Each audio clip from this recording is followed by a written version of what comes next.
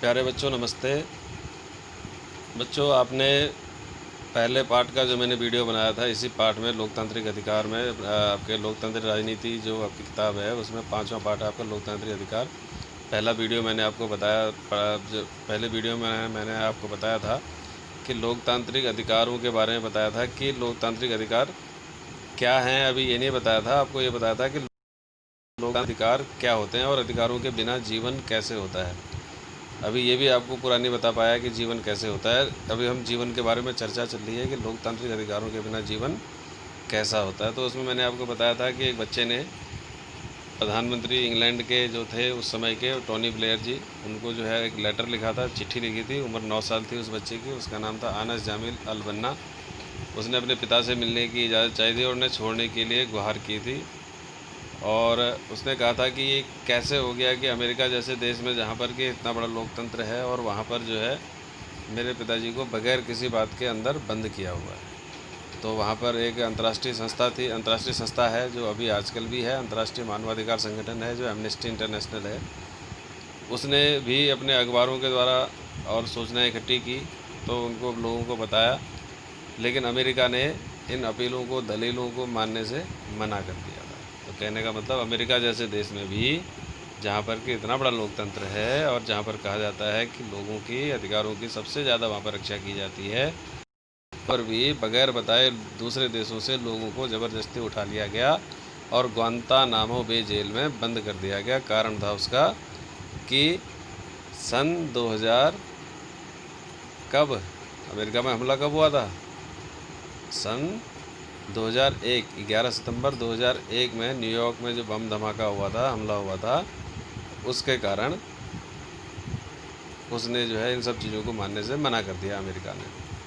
चलो, ये तो एक अमेरिका देश की बात थी, जहाँ पर कि आज भी लोकतांत्रिक देशों में सबसे बड़ा देश कहा जाता है अमेरिका को, लेकिन वहाँ आज भी जो है काले गोरे का भेद है, लेकिन फिर भी उसको लोकतांत्रिक देश कहा जाता है। देखते हैं आगे क्या होता है। आगे देखते हैं कि अब हम पढ़ते हैं सऊदी अरब में।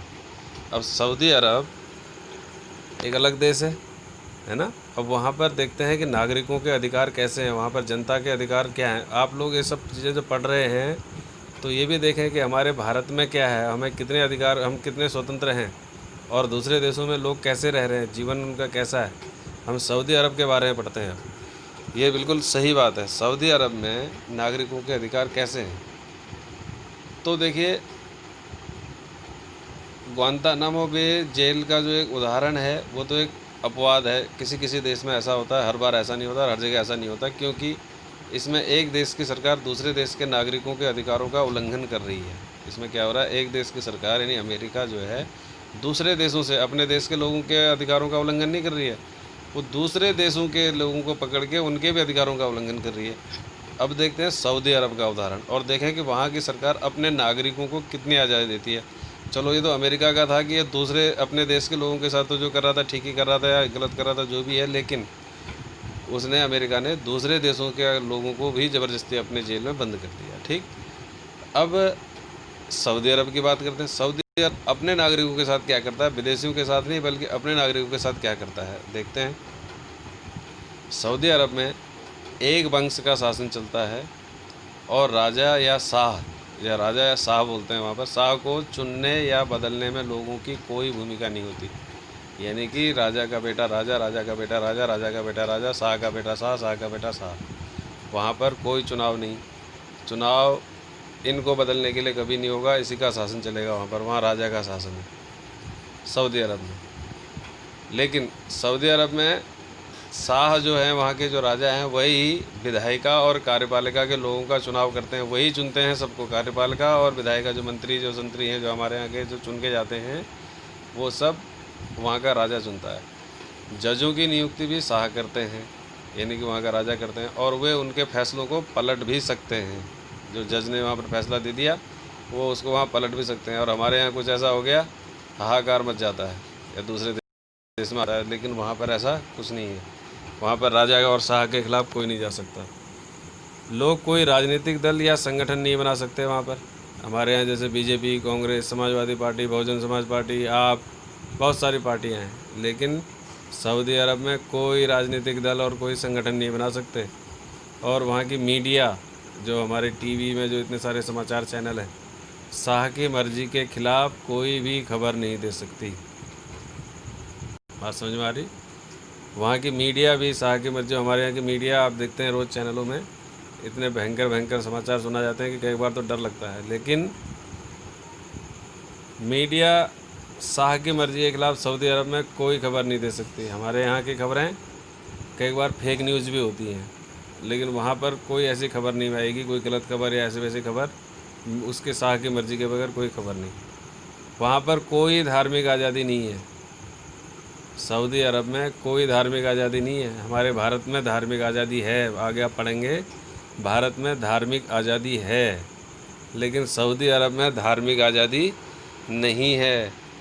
वहाँ सिर्फ मुसलमान ही वहाँ के नागरिक हो सकते हैं। वहाँ पर सिर्फ और सिर्फ मुसलमान ही वहाँ के नागरिक होंगे। कोई हिंदू वहाँ का नागरिक नहीं हो सकता, कोई ईसाई वहाँ का नागरिक नहीं हो सकता, कोई सिख, कोई बौद्ध, कोई जैन, कोई पारसी वहाँ का नागरिक नहीं हो सकता। वहाँ पर उनके नागरिक की कोई कार्ड ही नहीं मिलेगा। यहाँ रहने वाले दूसरे धर्मों के लोग घर के अंदर ही अपने धर्म के अनुसार पूजा पाठ कर सकते हैं। उनके सार्वजनिक धार्मिक अनुष्ठानों पर रोक है। बात समझ में आई? सऊदी अरब एक ऐसा देश है जहाँ पर राजा के कानून चलता है आज भी। और दूसरी बात, टोटल मुस्लिम कंट्री है, वहाँ पर कोई धार्मिक आज़ादी नहीं है। किसी को किसी भी धर्म को मानने की वहाँ पर आज़ादी नहीं है। अपने घर के अंदर मनाइए जो मनाना है, बाहर कोई भी धर्म का कोई भी अनुष्ठान, यज्ञ या फिर दूसरे जो सार्वजनिक उत्सव होते हैं वो सब कुछ नहीं मनाए जाएंगे, सब पर रोक है। और देखिए सऊदी अरब में और क्या है। सऊदी अरब में औरतों को वैधानिक रूप से मर्दों से कमतर का दर्जा मिला हुआ है। मैंने कि औरतें मर्दों से कम मानी जाती हैं वहाँ पर, और उन पर कई तरह की सरकार सार्वजनिक पाबंदियाँ लगी हैं। मर्दों को जल्दी ही स्थानीय निकाय के चुनाव के लिए मताधिकार मिलने वाला है। अभी मिला नहीं है, अभी चुनाव का अधिकार नहीं मिला स्थानीय लोगों को निकाय के लिए, जबकि औरतों को यह अधिकार नहीं मिलेगा। औरतें वहाँ पर कोई भी मताधिकार का उपयोग नहीं कर सकती हैं सऊदी अरब में। ये किताब में स्पष्ट तौर पर लिखा हुआ है। ये बातें सिर्फ सऊदी अरब पर ही लागू नहीं होती, दुनिया में ऐसे अनेक देश हैं जहां ऐसी स्थितियां मौजूद हैं। कहने का मतलब ये तो एक सऊदी अरब का आपको उदाहरण दिया गया है, ऐसे सऊदी अरब की तरह ऐसे बहुत सारे देश हैं जहां पर कि उनके अपने कानून हैं। किसी का कोई अधिकार नहीं चलेगा, सिर्फ राजा या जो वहाँ का शाह है या फिर जो वहाँ के तानाशाह हैं उनकी मर्ज़ी चलेगी। आप लोगों ने दो देशों के बारे में पढ़ा, एक और देश हम पढ़ते हैं कोसोवो। एक और देश है, किसके बारे में? कोसोवो के बारे में पढ़ते हैं।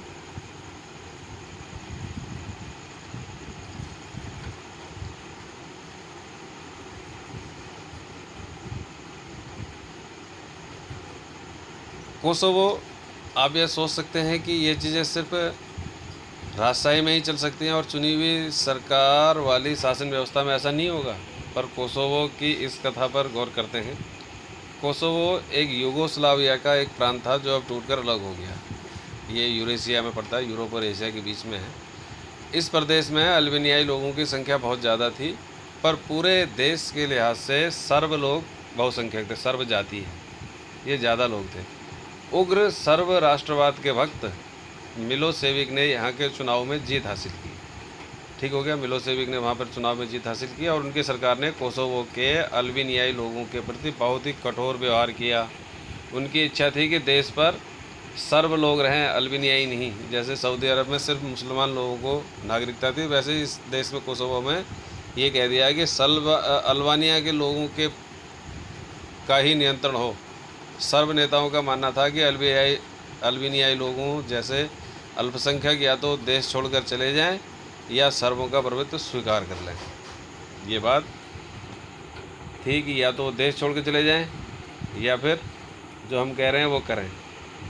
अगर आप सर्ब होते तो कोसोवो में मिलोसेविक ने जो किया, क्या उसका समर्थन करते? नहीं करते, बिल्कुल नहीं करते।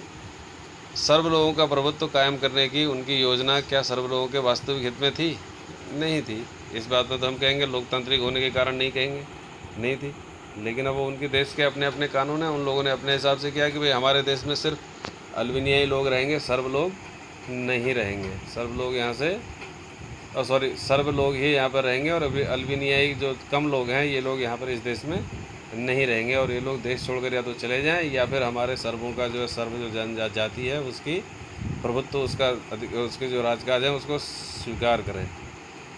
कोसोवो के एक शहर में अप्रैल 1999 में एक अल्बानियाई परिवार के साथ ऐसी ही घटना हुई। देखिए अब क्या हुआ अल्बानियाई परिवार में, जो वहाँ पर अल्बानियाई यानी कि जो वहाँ पर कम लोग हैं, कोसोवो में कम संख्या में लोग हैं, वहाँ पर सर्ब लोग ज़्यादा हैं, अल्बानियाई लोग कम हैं।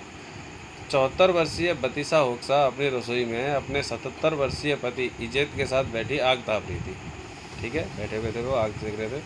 उन्होंने विस्फोटों की आवाज़ सुनी पर उनको यह एहसास नहीं हुआ कि सर्बिया की फौज शहर में घुस आई है। तभी उनका दरवाज़ा खोलकर 5-6 सैनिक दंदनाते हुए अंदर आए और पूछे, बच्चे कहाँ हैं? बतीसा याद करती है, उन्होंने इजेत की छाती में 3 गोलियां दाग दी। वो जो 5-6 सैनिक आए थे उन्होंने तुरंत जो है इजेत के यानी उसके पति, जो उसके पति थे बुढ़िया के, जो आग सेक रहे थे, उनके ऊपर 3 गोलियां दाग दी और उनके सामने ही उनके पति की मौत हो गई। और सैनिकों ने उसकी उंगली से शादी की अंगूठी उतार ली और उसे भाग जाने को कहा। मैं अभी दरवाजे से बाहर भी नहीं निकली थी, वो बता रही है कि उन्होंने घर में आग लगा दी। वह बरसात में बेघर होकर सड़क पर खड़ी थी। उसके पास न मकान था, न पति, न शरीर पर पहनने वाले कपड़ों के अलावा और कोई और चीज़ भी नहीं थी उसके पास। देखिए क्या से क्या हो गया। तो थोड़ी देर पहले आग सेक रही थी और थोड़ी देर बाद पूरा घर उसका जला दिया गया, उसके पति को गोली मार दी गई। अब उसके पास कुछ भी नहीं था सामान वाने के अलावा। समाचारों में आई यह कथा उन हजारों अल्बानियाई लोगों के साथ हुए बर्ताव में से एक की सच्चाई बताती है। यानी हजारों लोगों के साथ ये हुआ था, सिर्फ ये तो एक के बारे में आपको बता दिया गया है ना। और याद रखिए कि यह नरसंहार उस देश की अपनी ही सेना ने किया था। नरसंहार अल्बानियाई लोगों को मारने के लिए एक ऐसे नेता के निर्देश पर कर रही थी जो लोकतांत्रिक चुनाव में जीतकर सत्ता में आया था। बताइए, उसको चुनाव में वोट दिया था किसको? मिलोसेविक, जिसकी सरकार बनी थी, मिलोसेविक की जिसकी सरकार बनाई थी। लोगों ने वोट देके उसको सरकार बनाने के लिए चुनाव से वोट देके उसको जितवाया था। और उसी ने क्या किया कि सर्व लोगों के अपनी संप्रभुता शामिल हासिल करने के लिए अल्बानियाई लोगों को भाग जाने को कह दिया गया। उसी ने देखिए क्या हालत कर दी। चुनाव के बाद भी यहाँ पर यह हाल हुआ। जातीय पूर्वाग्रहों के चलते हाल के वर्षों में जो सबसे बड़े नरसंहार हुए उनमें संभवतः यह सबसे भयंकर था। यानी कि यहाँ पर भयंकर हजारों लोगों को मार दिया गया। आखिरकार कई और देशों ने जब दखल दिया तब जाकर यह क्रम थमा। मिलोसेविक की सत्ता तो गई, उसको हटा दिया गया और बाद में अंतर्राष्ट्रीय न्यायालय में उन पर मानवता के खिलाफ अपराध का मुकदमा भी चला। लेकिन कितने लोग मारे गए, कितने लोग क्या हुए, ये सब देखें आप लोग। ऐसा लिखा है कि खुद सीखें।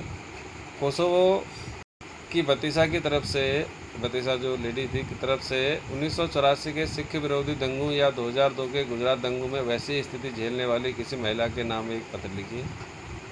ये हमारे भारत में भी एक बार ऐसे दंगे हुए थे। 1984 में सिख विरोधी दंगे हुए थे और 2002 में गुजरात में दंगे हुए थे।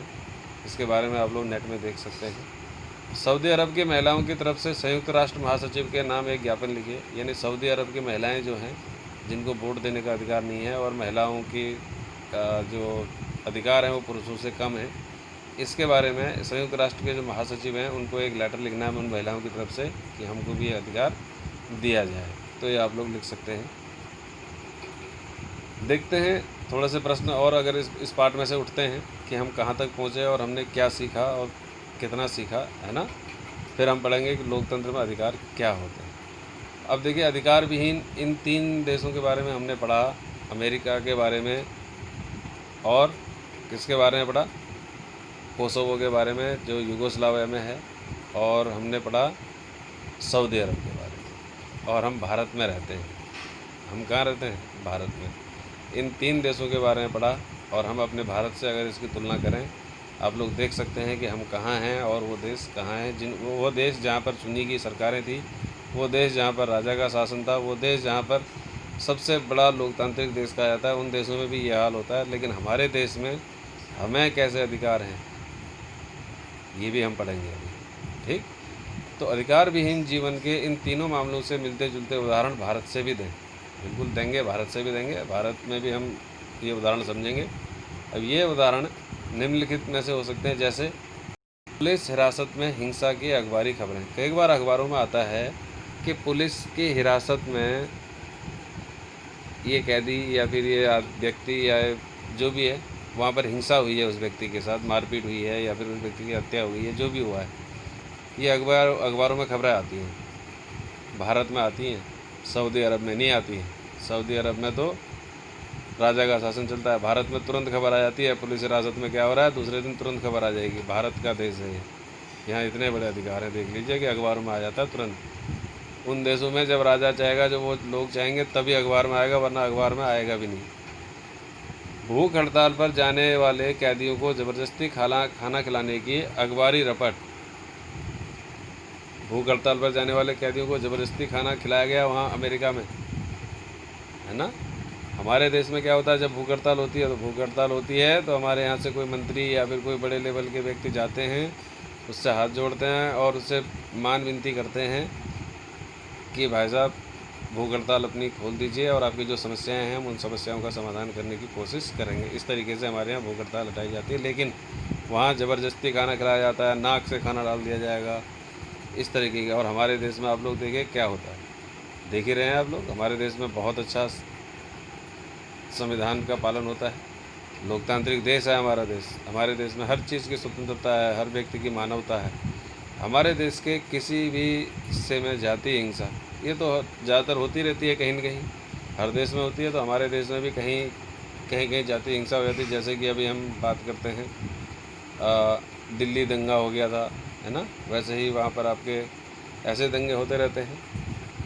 महिलाओं के साथ गैर बराबरी वाले व्यवहार की खबरें। अब महिलाओं के साथ गैर बराबरी वाला व्यवहार, हमारे भारत में तो सबको समान अधिकार है ना, महिलाओं को भी समान अधिकार है, वो नौकरी कर सकती हैं, उनको भी उतनी तनख्वाह मिलती है जितनी पुरुषों को मिलती है। वोट देने का अधिकार है हमारे देश में, वोट देने का अधिकार महिलाओं को है, बराबरी का अधिकार है।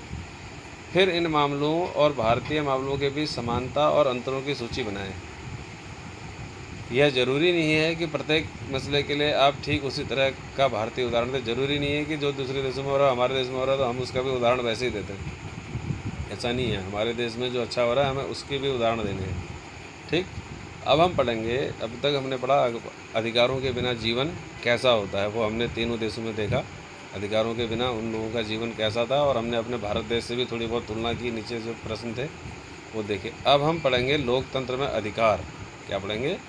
लोकतंत्र में अधिकार। अब लोकतंत्र में अधिकार कौन से होते हैं, क्या होते हैं और अधिकार क्या हैं, अधिकार किसे कहते हैं, ठीक, और अधिकारों की क्या ज़रूरत है, ये अब हम पढ़ेंगे। अब अधिकार के बारे में, अधिकार क्या हैं, अधिकार किसे कहते हैं, इसको हम अब पढ़ेंगे तीसरे वीडियो में, ठीक है। क्लियर? Thank you.